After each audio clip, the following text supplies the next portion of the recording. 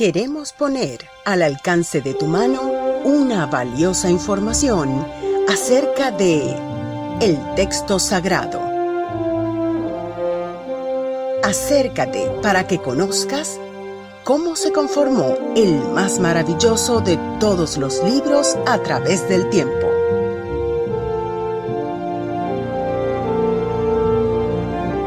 Hoy te queremos contar una historia de 6.000 años.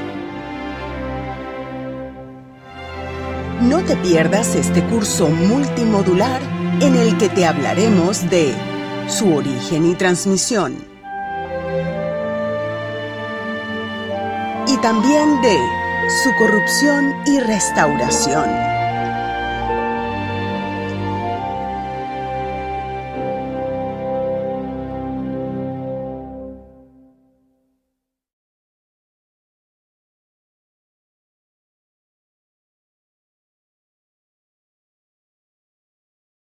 Les trataremos de explicar lo que es la crítica textual y hablaremos de cómo, gracias al Señor, este proceso de restauración para el Nuevo Testamento o Nuevo Pacto ha llegado pues a un punto, un nivel sumamente avanzado de restauración. Podemos decir que en un 99.9% el texto griego del Nuevo Pacto lo tenemos en nuestras manos y eso es una bendición porque estamos muy cerca de ese original que no tenemos. Entonces voy a compartir aquí mi pantalla para poderles compartir las láminas que esperamos sean de su agrado y que puedan ser de ayuda para entender este complicado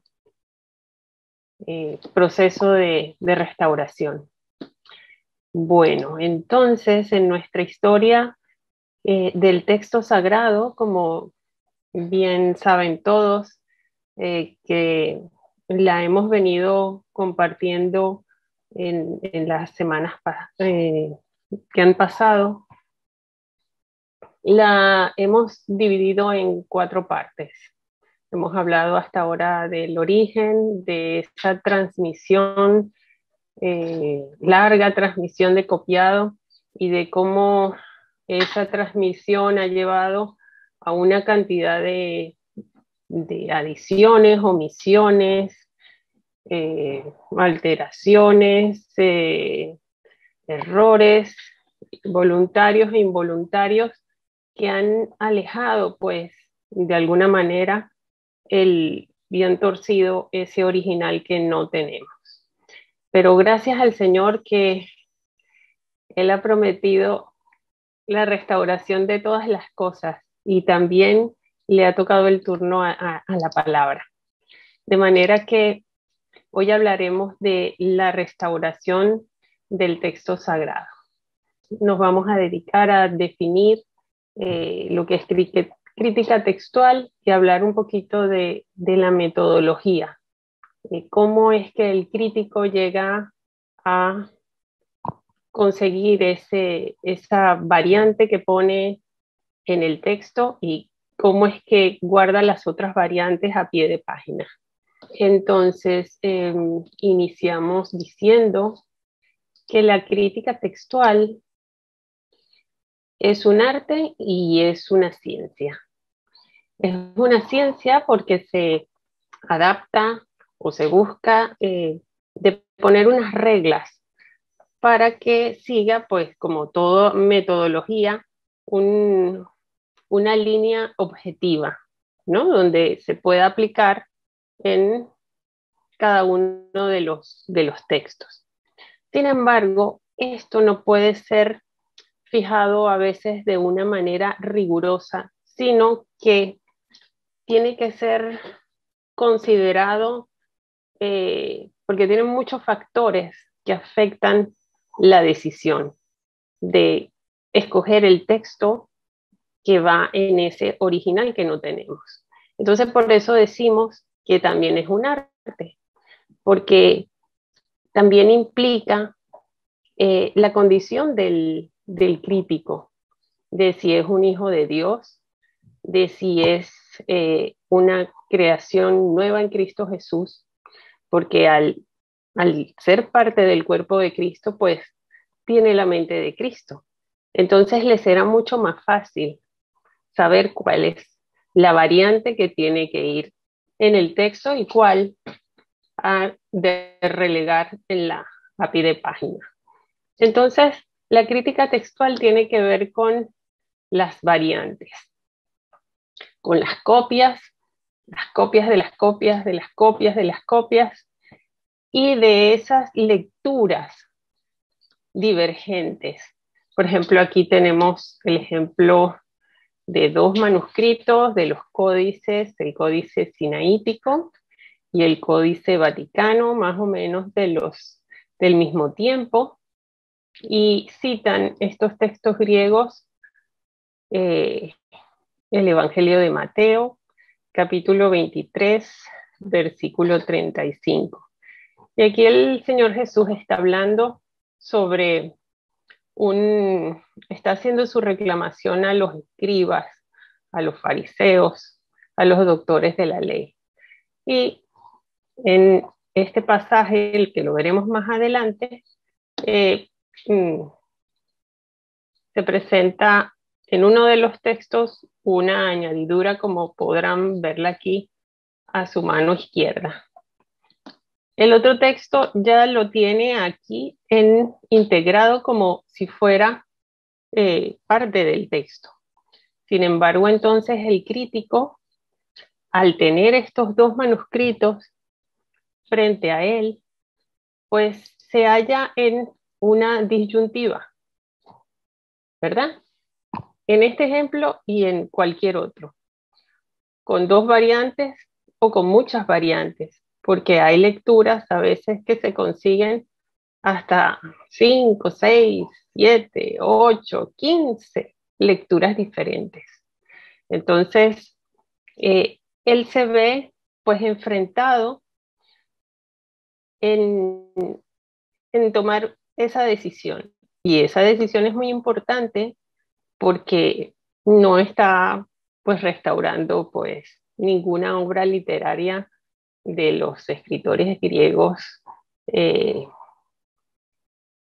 la historia, sino está tratando con la Biblia, con los textos bíblicos. Entonces, por eso es importante que se escoja la correcta. Algunas veces es fácil, otras veces es más difícil, otras veces las evidencias están divididas de igual forma, con las mismas eh, mm, como las mismas eh, reglas para uno que para otro, y entonces el crítico pues no sabe qué decisión tomar. Por eso en algunos textos se pueden encontrar tanto una variable como otra. Sin embargo, esas copias que están siendo comparadas unas con otras y que tiene que ver con ese análisis riguroso, tienen que ser evaluadas una a una. No se pueden tomar generalidades, sino por eso es que decimos que es un arte, porque se va a tratar como si esa variante fuera la única con la que el crítico tiene que trabajar. De esa manera, entonces, se podrá conseguir, al dedicarle todo el esfuerzo, todo el tiempo como única, conseguir la mejor de ellas. Entonces, estas variantes tienen que ver otra vez con el proceso de copiado y con ese procedimiento de transmisión. ¿Se acuerdan en las clases que vimos de la transmisión del texto? Todos los eh, errores involuntarios y voluntarios que cometían los escribas. Ese trabajo de copiado era un trabajo pesado que requería toda la atención del, de- del copista y que tenía que eh, dar lo mejor de sí. Y sin embargo, pues ya ven ustedes todas las variantes que han salido. De los 5.900 documentos que tenemos hoy día del Nuevo Testamento, eh, han pasado pues a estos libros que tenemos aquí, el Nuevo Testamento griego, que refleja y que recoge, como veremos más adelante, todas esos manuscritos, todas esas variantes. Se han tomado en consideración todos esos testigos. Eh, de manera que cada uno de ellos, los mejores y los no tan buenos, son importantes tenerlos en cuenta a todos ellos, porque cada error nos va a hablar de lo que le pasó a ese texto. Y cada uno de esos testigos contienen parte de ese urtext, de ese original que no tenemos, esa original de donde salieron todas las copias, de las copias, de las copias, de las copias, hasta llegar a nosotros la traducción de donde se hicieron ese, esa, ese vertido de ese idioma original a nuestros idiomas vernáculos.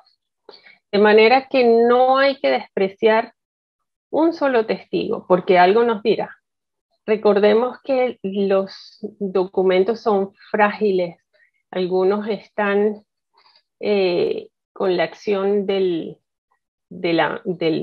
clima, del tiempo, de los años. Muchos han estado en bibliotecas guardados por años, en, en colecciones privadas de personas pues que a lo mejor no tenían los requerimientos para guardarlos, para mantenerlos en buenas condiciones, y a veces algunos llegan de una manera que tienen muchas lagunas, están rotos, están con humedades, eh, la tinta está borrada, no se sabe qué es lo que dice, pero como tenemos muchos, podemos hacer esa reconstrucción.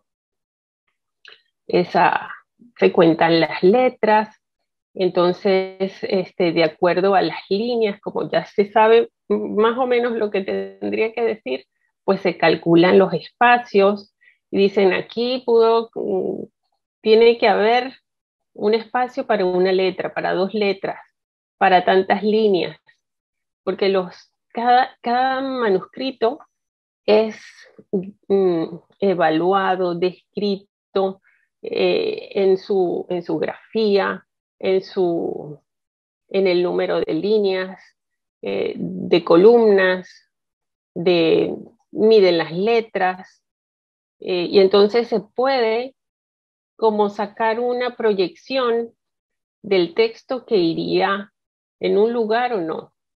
Entonces, de esa manera, pues se puede decir, no, aquí no cabría tal versículo porque no hay el espacio suficiente. Otras veces, cuando los copistas no tenían eh, esa copia de donde estaban haciendo su trabajo, si le faltaba pues algunas letras por el mal estado de los documentos, pues dejaban el espacio. Y así han llegado a nosotros documentos donde tienen lagunas, ¿no? Tienen espacios en blanco como que esperando recibir de algún momento algún otro documento para poder suplir esa falta de esa escritura. De manera que cada variante tiene que ser analizada, estudiada, meditada, de acuerdo a una serie de reglas que se han ido como que perfeccionando a lo largo de estos 500 años. Primero muy tímidamente, pero después, cada vez al aparecer los documentos a lo largo del tiempo, al producirse esos descubrimientos, pues había mucho más material para hacer esas comparaciones y poder hacer esa crítica. De manera que entonces la crítica textual tiene que ver con la selección de variantes. Escoger una y dejar las otras a pie de página. Entonces, ¿cómo hacemos esto? Con una metodología. Hay unas categorías de evaluación y esas categorías tienen que ver con unas evidencias, con lo que nos dicen los documentos de forma externa y de forma interna. Las evidencias externas tienen que ver con la fecha y el carácter del testigo. Después hay otras consideraciones en la relación que guardan los documentos unos con otros y con su genealogía, así como nosotros tenemos nuestros árboles genealógicos de la familia, también es posible tener árboles genealógicos en los documentos. Entonces tenemos la familia, por ejemplo, la familia 13, la familia 1, que presentan como una característica, una línea que puede ser catalogada en todos ellos y que los hacen como en esos grupos, en esa unión genealógica. Y entonces esos testigos tienen que ser, no porque hayan muchos, van a ser los mejores, sino tienen que ser evaluados, como les dije, como la única variante o el único problema que tuviéramos de toda la Biblia. Entonces, aquí en estas evidencias externas que vamos a ver de fecha y carácter del testigo, como les decía, tiene que ver con la fecha de los documentos. Y aquí tenemos un cuadro que presentamos hace unas clases atrás sobre las familias textuales. ¿Se acuerdan que vimos unas familias que pertenecían a los documentos alejandrinos, donde el texto es más austero, más corto, tienen unas características diferentes a los que son los occidentales y mucho más marcada la diferencia con los bizantinos. Los bizantinos son la masa más grande y presentan pues ya más adiciones, más omisiones, más armonizaciones, de manera que pudiéramos hacer aquí, fíjense en esta gráfica que tenemos a la izquierda, donde ponemos como inicio aquí el siglo primero, después de que se conformó el canon, y ponemos una línea vertical donde va a expresar los autógrafos ideales que no tenemos. Y a partir de aquí, entonces, con las copias, se fueron como distanciando, y podemos poner aquí esta distancia entre uno y otro de las familias textuales. Entonces, tenemos de los tipos de texto alejandrino, lo que tenemos son la masa de los primeros siglos, de los mayúsculos, de los unciales, que son el códice sinaítico, la mayoría de los códices que preservan estas lecturas más austeras. Pero después entonces hay como un vacío donde este tipo de texto ya no apareció más. Acuérdense que hubo muchos incendios en bibliotecas de Constantinopla, de ciudades importantes, donde se perdieron una cantidad de libros y seguramente allí pues habrían muchísimas copias de la Biblia, del Nuevo Testamento, de documentos de los evangelios, de las cartas de Pablo, etcétera, etcétera. Sin embargo, en los últimos siglos se han podido ir descubriendo ese catálogo de papiros que tenemos, que son de los primeros, del segundo siglo. Por ejemplo, el minúsculo 33, que está datado entre el siglo X, XI, que está escrito en tipos minúsculos, presenta un tipo de texto como el del Códice Sinaítico, como el Códice Vaticano. Entonces vemos que las copias tardías tuvieron de alguna manera una fuente de los primeros siglos. Esto no ocurre con el tipo de texto bizantino. No hay ningún testigo de los primeros siglos que apunte a un tipo de texto que fuera con esa expansión, con todas sus características de expletivos, de conjunciones, de armonizaciones, con el que lo conocemos y lo caracteriza. Entonces, este cuadro nos indica y nos hace como un plano de lo que realmente tenemos hoy día, ¿no? Entonces, para escoger una variante hay que tener en cuenta esto: qué tipo de texto es y qué fecha tiene. Porque no es porque la variante aparezca en muchos documentos de aquí en número, sino qué tipo, qué carácter, qué calidad de copia es. También esto tiene que ver con el esmero que haya puesto el copista en hacer la copia.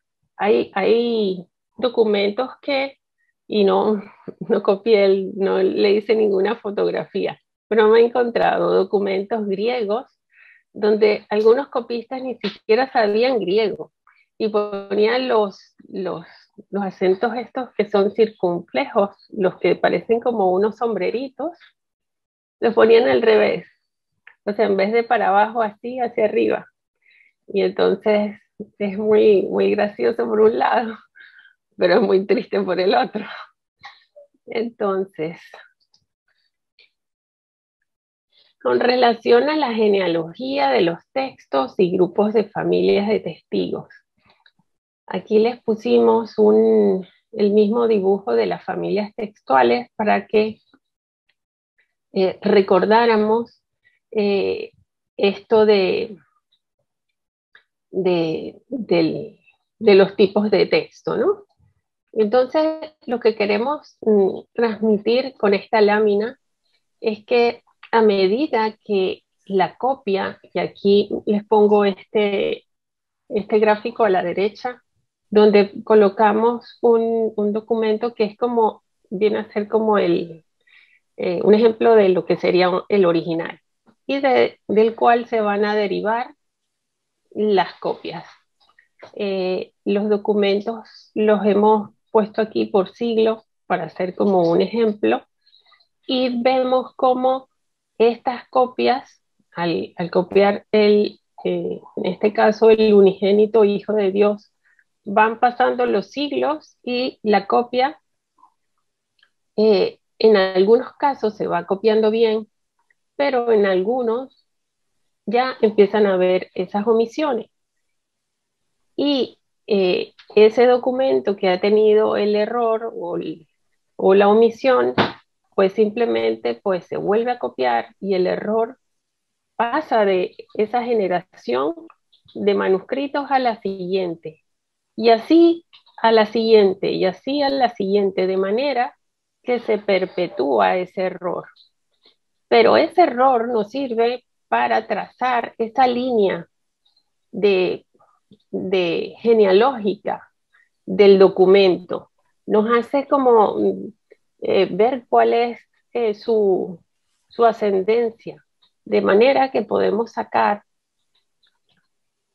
una, una línea que nos va a contar lo que pasó, cuándo pasó, dónde pasó, y nos apunta, porque si todos los textos estuvieran bien, no podríamos saber nada, pero con los errores es que podemos conseguir información de ese original que no tenemos. Entonces podemos ver cómo en esta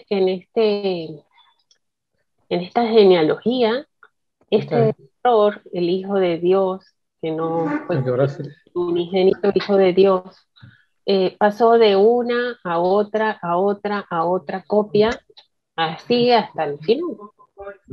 De manera que cuando vamos a evaluar variantes, no podemos tomar todas estas copias que tienen el error como muchas, como varias, porque todas provienen de una. De manera que cuando los testigos son comparados, hay que fijarse si ese error que estamos contando viene de una línea para solamente tenerlo presente como una, una, una variante, no que hay muchos testigos que siguen diferentes líneas que tienen esa misma variante.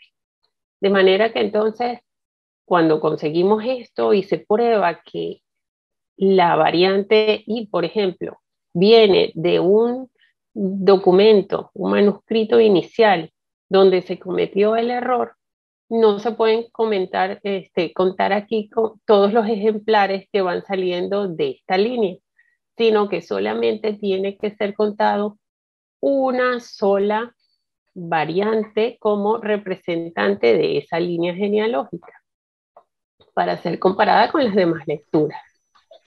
Sobre las evidencias internas, que es la otra categoría de evaluación, entonces tenemos las probabilidades de transcripción. Son los detalles paleográficos, los hábitos de los escribas, si se equivocaron, si hicieron errores de salto de línea, confusión de palabras, si confundieron una letra con otra, si no estaban de acuerdo con lo que estaban copiando, si quisieron colocar un sinónimo porque en esa ciudad, en ese lugar, no se entendía esa palabra. En fin, todo lo que hemos visto a lo largo del curso. Eso hay que tenerlo en cuenta. Y sobre las probabilidades intrínsecas del estilo del autor, que tiene que ver entonces con el estilo de ese libro, el vocabulario usado en el pasaje o en el libro, en la teología que tiene el libro de ese autor, o compararlos con otras cartas o otros libros del mismo autor para ver cómo nos ayuda o encontramos herramientas que nos ayuden en la escogencia de la variante. El contexto inmediato también es importante y la armonía en el uso del autor en otros lugares. De manera que todas estas herramientas, todos estos factores juntos de esta metodología se podrán aplicar algunas veces todas en ciertas variables, a veces no, por eso decimos que es un arte. Y aquí quería traerles un ejemplo de la variante que vieron en la primera lámina sobre Mateo 23:35, y la lectura registra, eran las palabras del Señor Jesús, son las palabras del Señor Jesús haciendo ese reclamo a los doctores de la ley, reclamando que habían quitado la llave del conocimiento, que no dejaban entrar, ni ellos entraban tampoco al reino de los cielos. Y dice así el 35, para que venga sobre vosotros toda la sangre injusta que se ha derramado sobre la tierra, desde la sangre de Abel, el justo, a la sangre de Zacarías, hijo de Berequías, a quien matasteis entre el templo y el altar. El pasaje paralelo de Lucas 11:51 registra desde la sangre de Abel hasta la sangre de Zacarías, que murió entre el altar y el templo. Nuestra variante textual sería aquí hijo de Berequías. En nuestro Códice Vaticano, pues aquí tenemos hijo de Berequías, subrayado en la línea roja. Fíjense cómo está, forma parte del texto, en el cuerpo de la columna de las letras. Sin embargo, cuando nos vamos a Segunda de Crónicas 24, 20, 22, porque hay que buscar, hay que investigar sobre a cuál de los Zacarías se está refiriendo el Señor Jesús.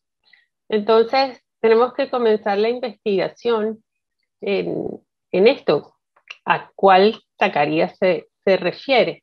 Entonces, dice la cita del Antiguo Pacto: entonces el espíritu de Elohim revistió a Zacarías, hijo del sacerdote Joiada. Pero conspiraron, más abajo dice, pero conspiraron contra él y lo mataron a pedradas en el atrio de la casa de Yahvé, quien al morir exclamó: Yahvé lo vea y lo demande. Entonces vemos cómo el Señor está haciendo, Señor Jesús a los doctores de la ley les está haciendo ese reclamo por la petición de este Zacarías, pero fíjense ustedes que no es hijo de Berequías, sino es hijo de Joiada. En Zacarías 1:1 tenemos al otro Zacarías. Dice, en el mes octavo del año segundo de Darío llegó palabra de Yahvé al profeta Zacarías ben Berequías, hijo de Ido, diciendo. De manera que tenemos aquí un problema porque hay dos Zacarías y al que el Señor estaba haciendo referencia era a Zacarías hijo de Joiada, no a Zacarías hijo de Berequías. Entre ambos hay una diferencia de 300 años, de manera que la adición que tiene este otro documento, el Códice Sinaítico, fíjense ustedes cómo se nota que es otra mano quien ha hecho esta adición, porque las letras son diferentes. Ha sido como que corregido en el texto. Sin embargo,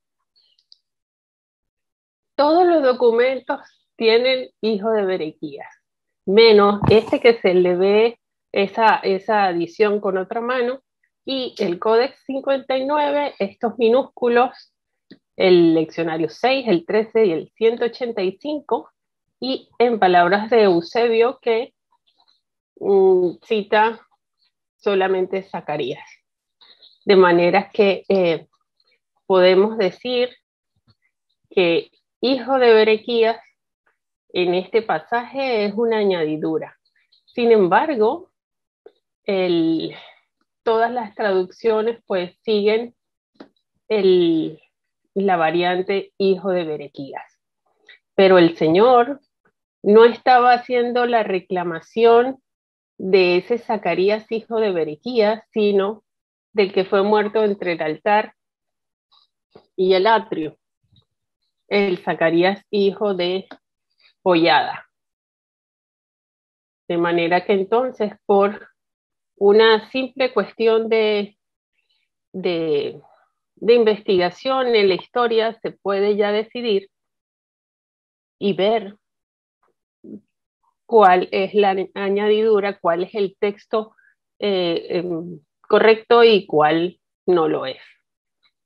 Aquí ahorita el profesor va a dar otros ejemplos de esto para que podamos tener una mejor comprensión de cómo la crítica textual ha de ser manejada con los manuscritos, porque es un arte. Adelante. Muchas gracias y buenos días, tardes tengan todos ustedes.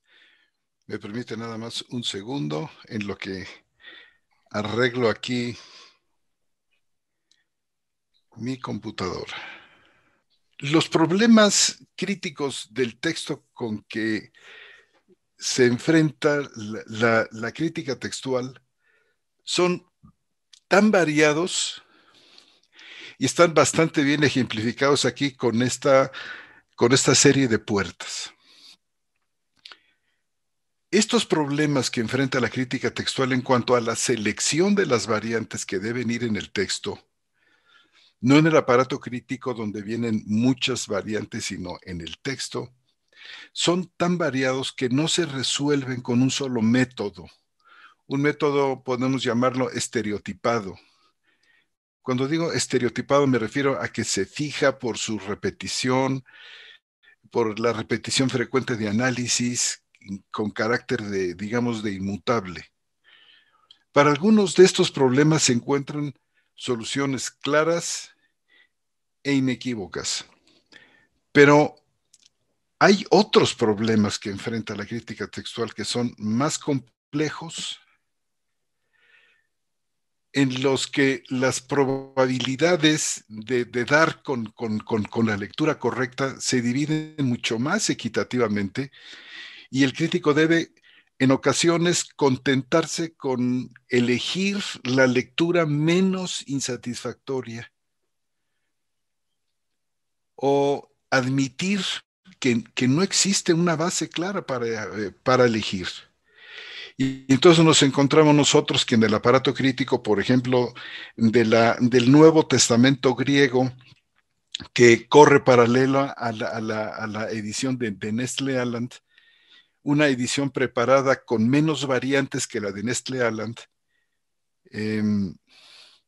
tiene un grado, generalmente una letra que significa el grado de probabilidad en la exactitud de la elección de la palabra que debe ir en el texto, en el texto y no en las variantes. A veces hay tanta certeza en que se eligió la palabra correcta por las razones que ha presentado Liana, externas e internas, que hay mucha confianza en el crítico textual, en el comité, en este caso, que publicó esta edición del Nuevo Testamento griego, en haber puesto la palabra correcta, pero a veces no es así de fácil y no existe una base clara para elegir.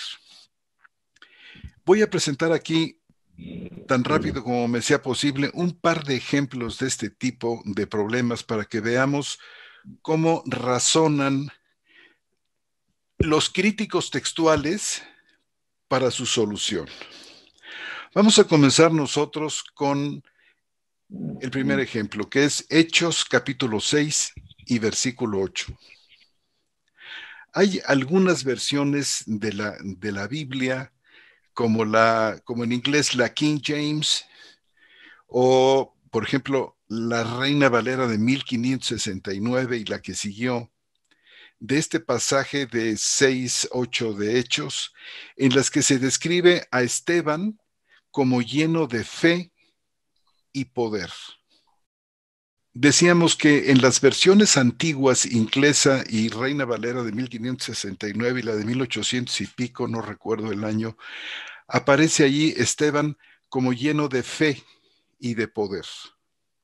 Mientras que en la mayoría de las versiones españolas e inglesas se dice que Esteban estaba o era lleno de gracia y poder, como tenemos aquí en la lámina. La diferencia en las versiones en español o en inglés no representan versiones variantes de la misma palabra griega, sino lecturas variantes en el texto griego básico. La evidencia textual, sin embargo, no presenta solamente dos, como en este caso, o bien Esteban es lleno de fe o es lleno de gracia, sino cuando analizamos el resto de los documentos que poseemos nosotros, nos damos cuenta que no son dos, sino son cuatro las variantes que tenemos. Y aquí las tienen ustedes. Cuatro variantes diferentes que he enumerado como 1, 2, 3 y 4 de arriba hacia abajo. Bien, así nos encontramos, por ejemplo, en que algunas presentan járitos, o sea, gracia, y era lleno de gracia, Esteban, con una estupenda base textual, antigua, variada, que tienen ustedes aquí, por ejemplo, el papiro 8, el papiro 45, el papiro 74, el códice sinaítico, el códice alejandrino, el códice B, el Vaticano, el D, el Retza, y más de 20 manuscritos minúsculos. Además, la Vulgata y varias versiones siríacas, como son, por ejemplo, el saídico, el bohárico, el siríaco, además del armenio y el etiópico. Este último etiópico lee en lugar de gracia, dice Haritos Theou, gracia de Dios. Es decir, que Esteban era lleno de la gracia de Dios y de poder. La otra a la que nos referíamos, la segunda, que es la que presenta la King James y la antigua versión de Casiodoro y de Reina de 1569, es fe, pisteos. Si se dan cuenta ustedes, los testigos son menores tanto en calidad como en cantidad. Tenemos dos documentos, el HA, el PA, muchos manuscritos minúsculos, el Siriaco, Gregorio de Niza y Crisóstomo, que citan pisteos. Esta sería la segunda. La tercera, otros documentos presentan járitos que pisteos, es decir, gracia y fe. Es decir, Esteban era lleno de gracia y fe y poder.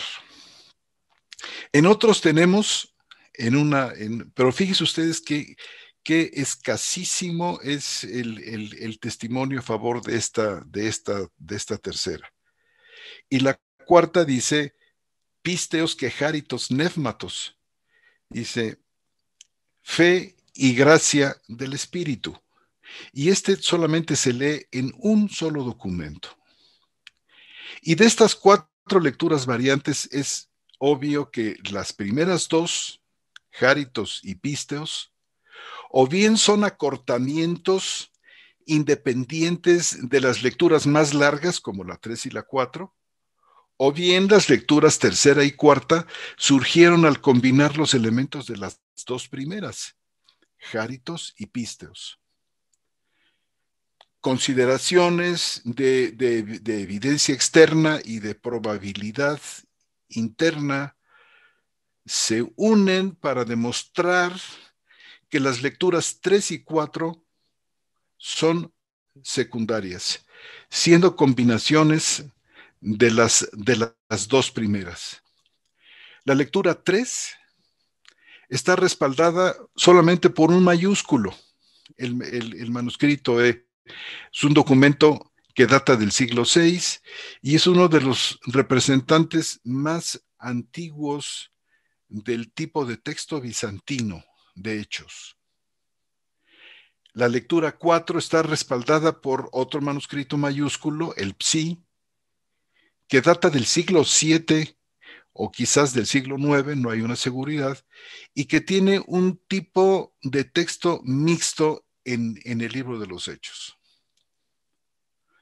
Las consideraciones de transcripción llevan a los críticos textuales a concluir que las lecturas 3 y 4 presuponen la prioridad de las otras dos lecturas, pues es más fácil creer que un escriba, conociendo digamos que conoció la existencia de las lecturas 1 y 2, decidiera unirlas, a menos que la copia que estaba escribiendo perdiera una o la otra. Es más fácil que creer que dos escribas de manera independiente se sintieron ofendidos por la lectura más larga y que cada uno quisiera haber perpetuado la mitad de ella en su copia. Este es el tipo de preguntas que se hacen los críticos textuales ante una situación como la que tenemos aquí. De modo que la evidencia externa, que es escasa en extensión, como podemos ver, y relativamente tardía, y las probabilidades de transcripción se unen contra la originalidad de las lecturas 3 y 4. La lectura variante 2, písteos, fe, está respaldada por dos manuscritos mayúsculos, el HA, que es del siglo IX, el PA, que es del siglo X, ambos representantes del tipo de texto bizantino. La mayoría de los manuscritos minúsculos se unen a estos dos testigos mayúsculos. El testigo más temprano es el de Gregorio de Niza, que muere aproximadamente por el 395 después de Cristo. Noten que la lectura variante 1, es decir, Járitos, cuenta con el apoyo de una amplia variedad de documentos, incluidos, decíamos, el Códice Sinaítico, el Códice Vaticano, ambos del siglo V, que son los representantes mejores y más tempranos en cuanto al libro de los Hechos del tipo de texto alejandrino. El Códice Beza del siglo V es el representante principal griego del tipo de texto occidental. El Códice Alejandrino del siglo V y el papiro P74 que ustedes ven ahí datan aproximadamente del siglo VII y tienen un tipo de texto mixto. La evidencia de las primeras traducciones del griego a otras lenguas, incluyendo el latín o el siriaco, el copto, el armenio, refleja la amplia área geográfica muy importante en la que se aceptó la lectura de gracia. Ahora, la evidencia externa en apoyo de la lectura 1 es, por tanto, muy superior en cuanto a edad, en cuanto a diversidad de tipo de texto, al apoyo que tiene la lectura 2, fe. Y las probabilidades internas también favorecen la lectura 1. Si el relato originalmente decía que Esteban era lleno de fe, no hay ninguna razón discernible por la cual un escriba decidió cambiarlo a lleno de gracia. Y por otra parte, en vista de la declaración hecha 3 versículos antes, y aquí pueden darse ustedes cuenta qué importante es el contexto, en la que Esteban era un hombre, como vamos a ver, lleno de fe y del Espíritu Santo. Miren ustedes, 3 versículos antes del 6:8, Hechos 6:5. Tienen ustedes, ¿verdad? Que exelexanto Stefanon andra, cliris pisteos que pneumatos agiu. Dice, y escogieron a Esteban, un varón lleno de fe, noten ustedes, y del Espíritu Santo.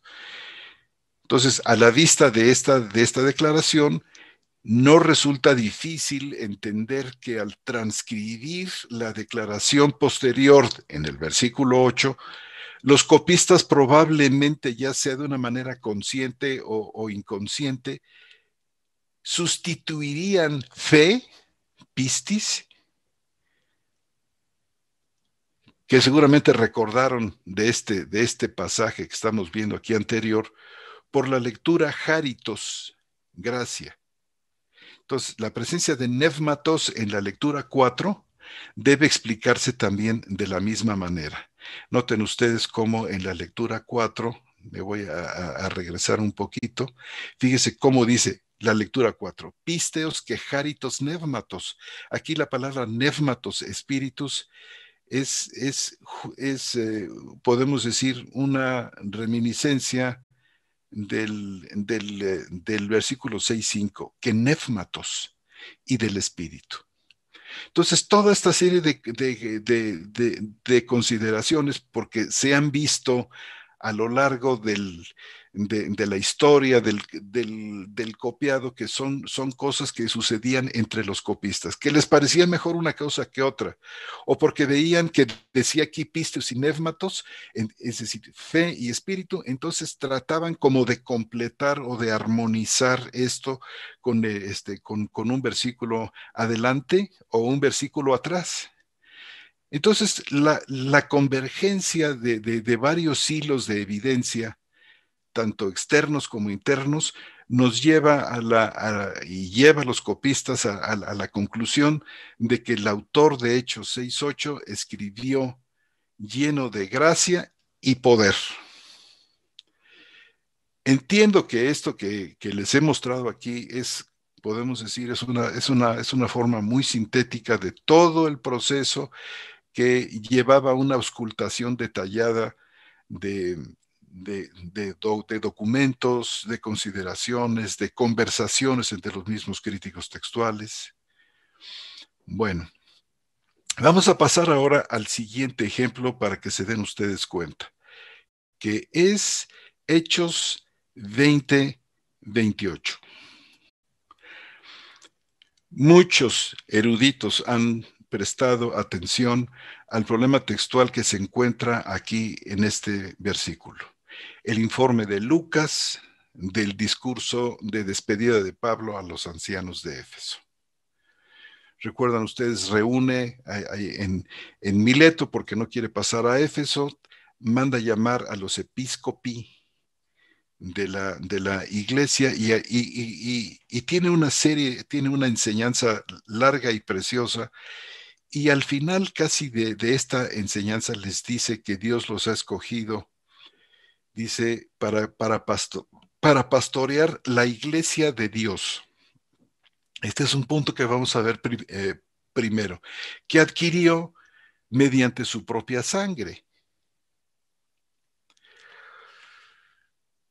Y la evidencia externa es la siguiente que voy a presentarles aquí. Noten ustedes, es más amplia, por ejemplo, que la del versículo anterior. Hay 7 variantes principales que podemos ver en los documentos, o sea, en los testigos. En primer lugar, la iglesia de Dios, o bien en la 1, la iglesia del Señor, en la 2, del Señor y de Dios, en la tercera, de Dios y del Señor, en la cuarta, del Señor Dios, y de Cristo, la sexta, y de Cristo Jesús, la séptima. Tenemos aquí el cúmulo de documentos que respaldan cada una de las lecturas.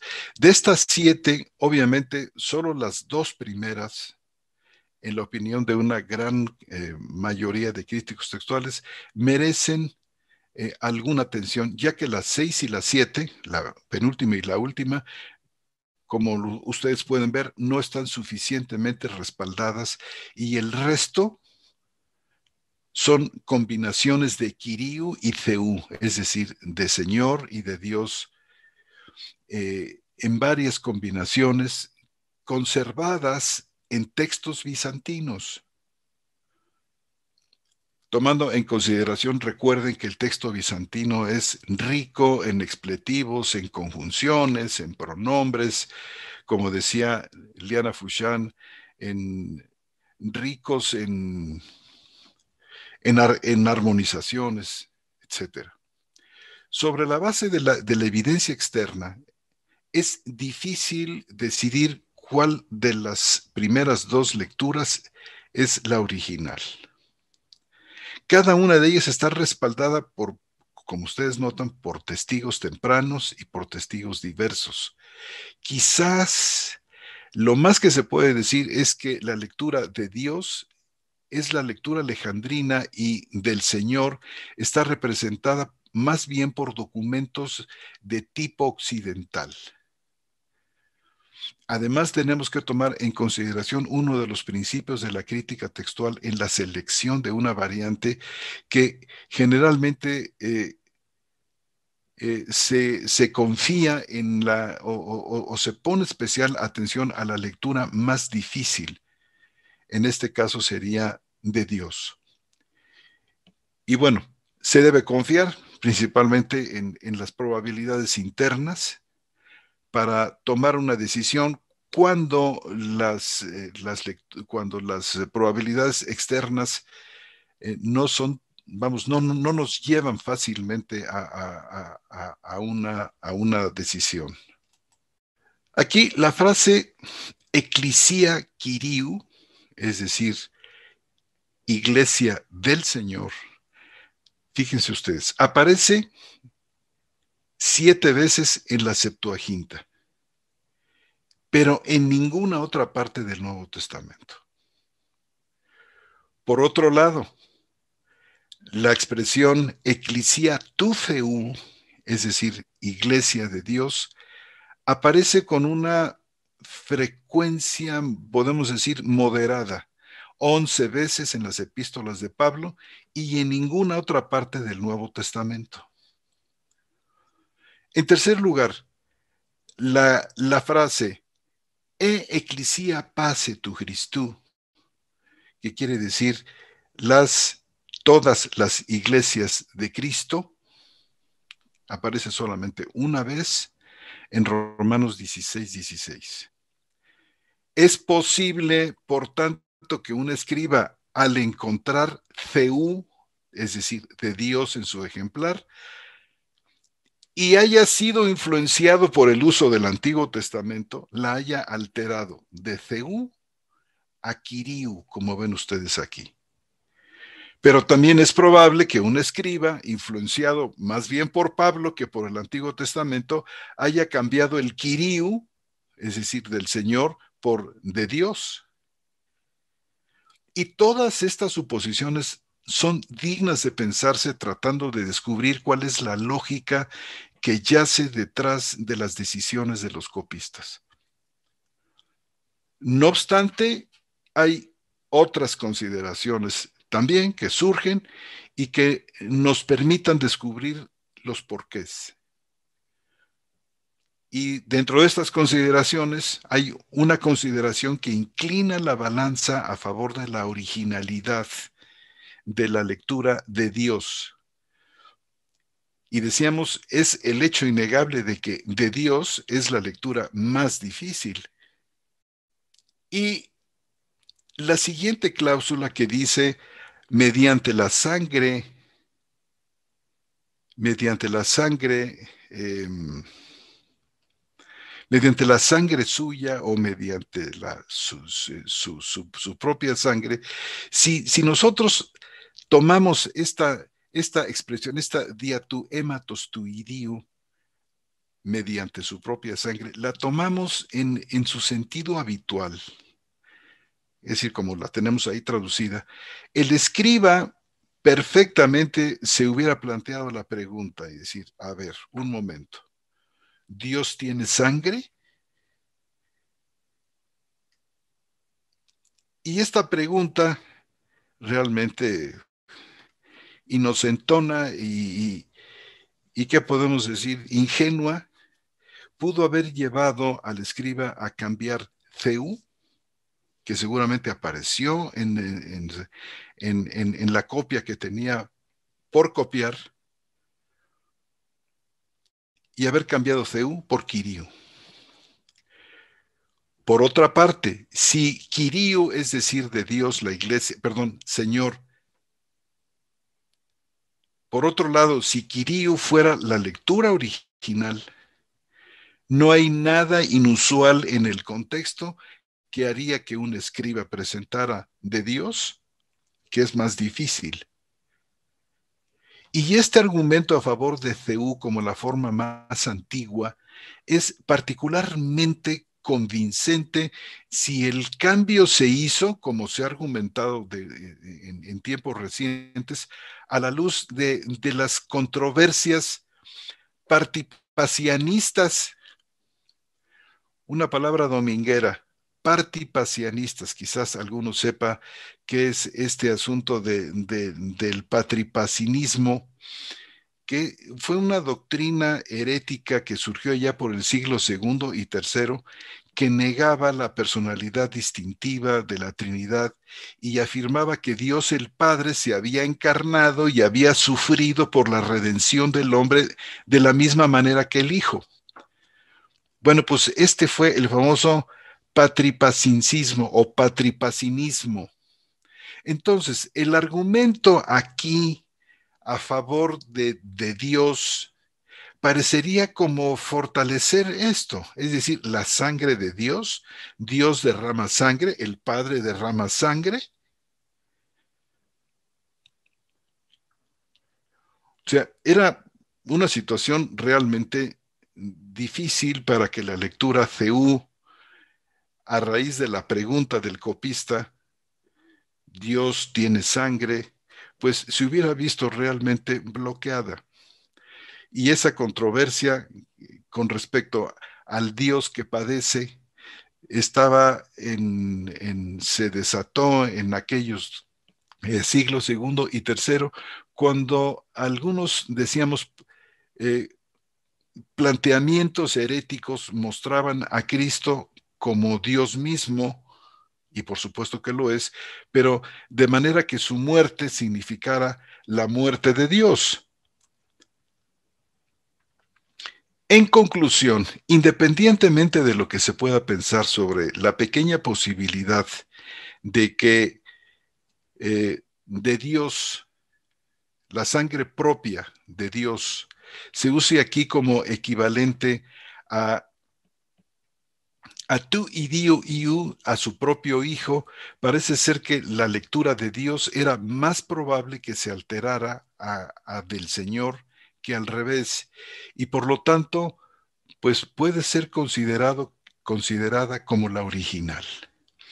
Además, creo yo que los copistas con esta pregunta, y aún en medio de aquella controversia, no tomó en consideración la profunda declaración que se está dando aquí, que es exaltar a Jesús, que es el que derrama la sangre y no el Padre, es considerado como Dios. Es una declaración de la deidad de Jesucristo verdaderamente impresionante, que tal parece que aquellos copistas no alcanzaron a ver.